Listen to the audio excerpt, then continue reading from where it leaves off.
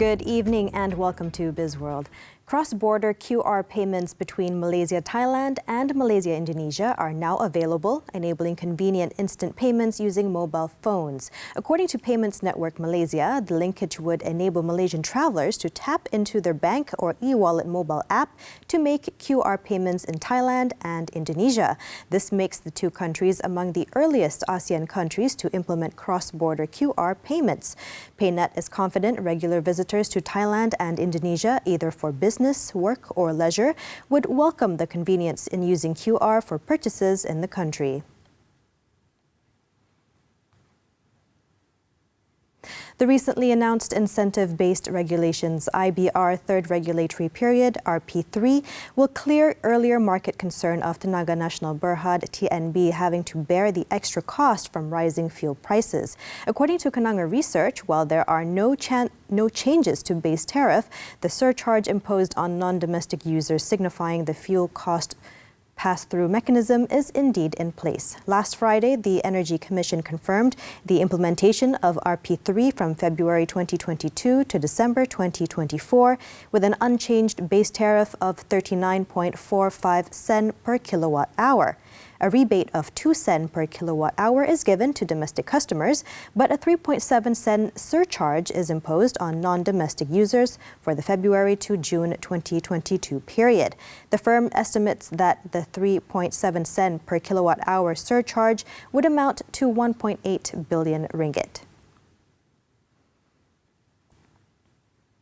Cagamas has announced its aggregate issuances of 1.03 billion ringgit, comprising 100 million ringgit one-year Islamic medium-term notes (IMTNs) and 930 million ringgit three-year IMTNs. The proceeds from the issuances would be used to fund the purchase of Islamic financing from the domestic financial system. Its CEO, Datuk Cheng Chi Leong, said the successful conclusion of the company's latest issuances was supported by encouraging demand from investors amid challenging market conditions arising from the stronger indication of liquidity tapering and interest rate hike by the United States Federal Reserve. The demand for the company's papers were overwhelming, resulting in price tightening for the three-year tranche from an initial price guidance of 3.33 to 3.31%, also upsized from an initial 500 million ringgit to a final issue size of 930 million ringgit. Foreign investors continue to enter Malaysia's equity market for the third week at a faster pace, acquiring a net 116.45 million ringgit of local equities last week. It's compared with 11.35 million ringgit net in the preceding week.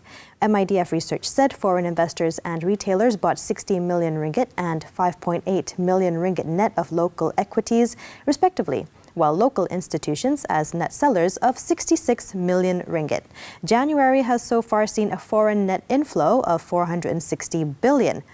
Meanwhile, local institutions recorded cumulative weekly net selling to the tune of 85.7 million ringgit.